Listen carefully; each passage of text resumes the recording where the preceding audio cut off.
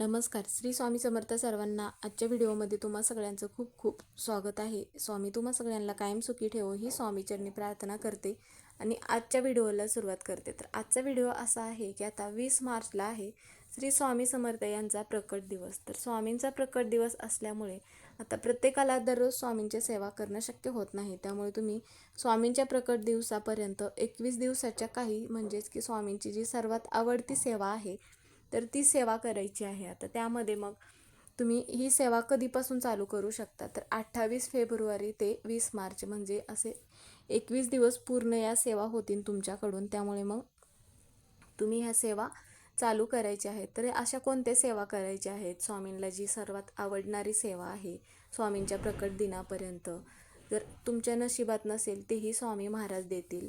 त्यामुळं मग त्याबद्दलचीच माहिती आपण आजच्या व्हिडिओमध्ये घेणार आहोत. व्हिडिओ शेवटपर्यंत बघा म्हणजे ही माहिती तुम्हाला पूर्णपणे समजेल आणि तुमच्याकडून पण स्वामींची सर्वात आवडती सेवा ही तुमच्याकडून घडेल.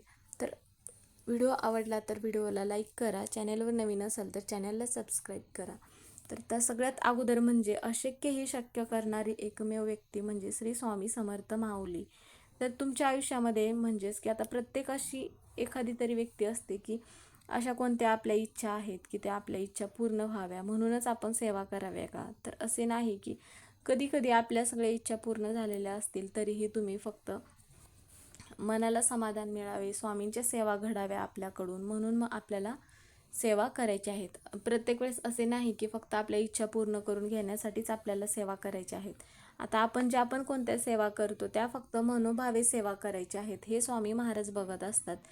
त्यामुळे स्वामींच्या प्रकट दिवसापर्यंत स्वामींची सगळ्यात महत्त्वाची म्हणजे की आता श्री स्वामी चरित्र सारामृत हा ग्रंथ तर सगळ्यांना माहितीच आहे.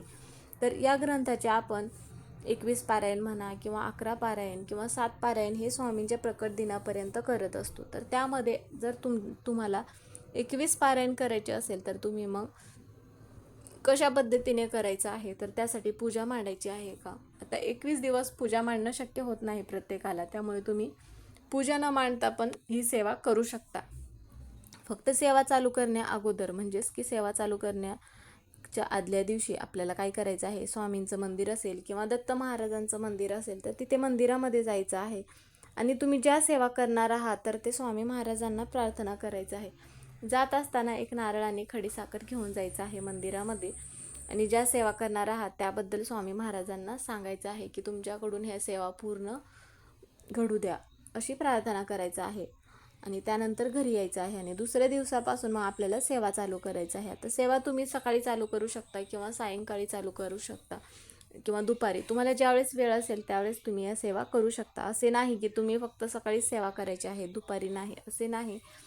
तुमच्या घरातील जी इतर कामं आहेत तर ती सगळी कामं आटपून पण तुम्ही मग या सेवा करू शकता. त्यामध्ये श्री स्वामी चरित्र सारामृत हा जो ग्रंथ आहे तर या ग्रंथामध्ये 21 अध्याय असतात. तर तुम्ही एका बैठकीमध्ये 1 ते 21 अध्याय मग पूर्ण करू शकता. पण जर तुमच्याकडून 1 ते 21 अध्याय एका बैठकीमध्ये पूर्ण होत नसतील तर मग दिवसभरातून तुम्ही 2 टप्प्यामध्ये पण वाचन करू शकता. पण शक्य होईल तेवढं तुम्ही फक्त एका बैठकीतच वाचन करायचं आहे.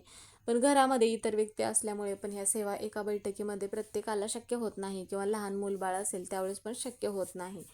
म्हणून तुम्ही मग 2 बैठकीमध्ये म्हणजेच की दिवसभरातून वाचन करू शकता.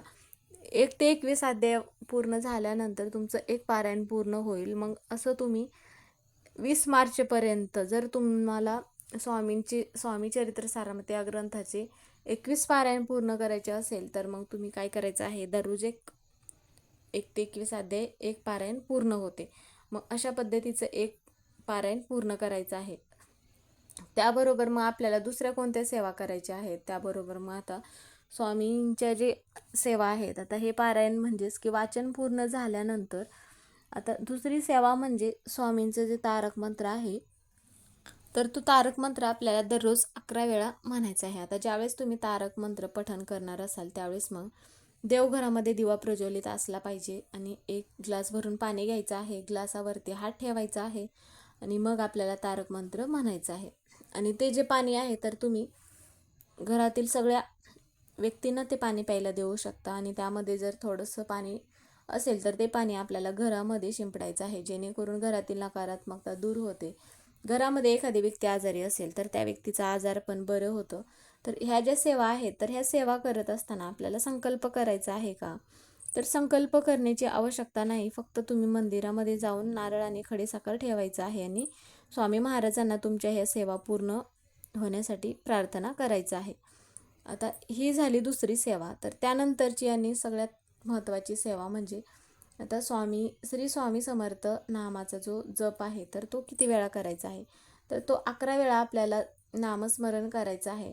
आता घरातील एक व्यक्ती तरी अशी आहे की तर एक व्यक्ती जरी सेवा करत असेल तर त्या सेवा करण्याचं जे फळ आहे तर घरातील सगळ्या व्यक्तींना मिळत असतं. त्यामुळे घरामध्ये एकतरी व्यक्ती अशी असली पाहिजे की स्वामी महाराजांची सेवा करत असेल. तर म्हणजेच की स्वामी नामाचा जो जप आहे तर तुम्ही 11 वेळा म्हणायचा आहे. आता प्रत्येकाकडे जपमाळ असणे गरजेचं आहे, कारण की आपण ह्या सेवा करत असताना आपल्याकडे जपमाळ नसेल तर मग तुम्ही काय करायचं आहे, ज्यावेळेस सेवा चालू करणार आहात त्या सेवा चालू करण्या अगोदरच जिथे कुठे पूजेचं साहित्य भेटतं तिथे तुम्हाला या सहज उपलब्ध होतील या वस्तू, जपमाळ म्हणा किंवा स्वामींचा फोटो, मूर्ती, श्री स्वामी चरित्र सारामृत हा जो ग्रंथ आहे तर हा ग्रंथ, ह्या सगळ्या वस्तू जिथे कुठे पूजेचं साहित्य असतं त्या ठिकाणी सगळीकडे आजकाल उपलब्ध आहेत. त्यामुळे तुम्ही त्या वस्तू अगोदरच घरी आणायच्या आहेत आणि मग सेवा चालू करायची आहे. तर सगळ्यात महत्त्वाची गोष्ट म्हणजे आता ह्या ज्या सेवा तुम्ही करत असाल तर तुम्ही घरामध्ये मांसाहार केला तर चालेल का, असा बऱ्याच जणांना प्रश्न पडतो. घरातील इतर व्यक्ती मांसाहार करत असतील तर हरकत नाही, पण तुम्ही जर सेवा करणार असाल तर तुम्ही स्वतः मांसाहार चुकूनही करू नका. आता जर तुमच्या घरामध्ये एखाद्या वेळेस मांसाहार तुमच्याकडून होणार असेल तर त्यावेळेस मग तुम्ही शक्यतो म्हणजेच की त्या दिवशी तुम्ही कोणतीही सेवा करू नका, कारण की स्वामींची सेवा करत असताना मांसाहार पूर्णपणे वर्ज्य केला जातो, तरच त्या सेवेचं पूर्णपणे आपल्याला फळ मिळत असतं. शक्य होईल तेवढे तुम्ही मग या 21 दिवसामध्ये स्वामींची सेवा करत असताना मांसाहार पूर्णपणे वर्ज्य करायचं आहे. आता बऱ्याच वेळा जर तुम्ही इतर ठिकाणी म्हणा किंवा माहेरी वगैरे जात असतील महिला तर त्यावेळेस मग सेवा करता येतील का, तर नाही. ज्यावेळेस तुम्ही तुमच्या घरी सेवा करत असाल तर त्याच वेळेस मग तुम्ही घरी सेवा करायची आहे. तेवढा एक दिवस वगळायचा आहे आणि मग दुसऱ्या दिवशी सेवा करायची आहे. आता बऱ्याच महिलांना असा पण प्रश्न पडतो, जर मासिक धर्म आला तर मग त्यावेळेस काय करायचं आहे. तेवढे 5 दिवस वगळायचे आहेत आणि स्वामींचा प्रकट दिवस जरी होऊन गेला तर पुढचे 5 दिवस आपल्याला हे सेवा चालू ठेवायचे आहेत. आता बऱ्याच जणांचे प्रत्येकांचे वेगवेगळे प्रश्न असतात, पण आपण ज्यावेळेस स्वामींची सेवा करत असतो त्यावेळेस आपण किती मनोभावे करत असतो हे स्वामी महाराज बघत असतात. त्यामुळे सेवा करत असताना इतर जे नियम आहेत तर ते नियम एवढे महत्त्वाचे नाहीत जेवढे तुम्ही स्वामींच्या सेवा करत असताना मनोभावे सेवा करता हे तेवढं महत्त्वाचं आहे. म्हणून सेवा करत असताना मनोभावे सेवा करायचं आहे. नामस्मरण असेल किंवा तारक मंत्र असेल किंवा स्वामी चरित्र सारामृत हा जो ग्रंथ आहे तर या ग्रंथातील अध्याय वाचन करत असताना आपण मनोभावे सेवा करायची आहेत. आता ह्या सेवा तुम्ही दिवसभरातून कधीही करू शकता, पण 12 ते 12:30 या वेळेमध्ये आपण कोणतीही सेवा करत नाही. आता हे सगळ्यांना माहितीच आहे. तर ह्या सेवा कोण करू शकतं, तर कोणतेही ताई, दादा किंवा मुलं म्हणा किंवा मुली म्हणा कोणीही या सेवा करू शकते. तर अशा सेवा करत असताना आपल्या घरामध्ये जर सुतक वगैरे असेल तर मग आपल्याला काय करायचं आहे, तेवढे दिवस वगळायचे आहेत आणि परत तुम्ही सेवा चालू करू शकता. तर मग तुमच्याकडून जर ह्या सेवा घडत नसतील, आता दररोज तुमच्याकडून 21 दिवसाचं हे पारायण करणं शक्य होत नसेल तर त्यावेळेस तुम्ही अशा पद्धतीने पण सेवा करू शकता.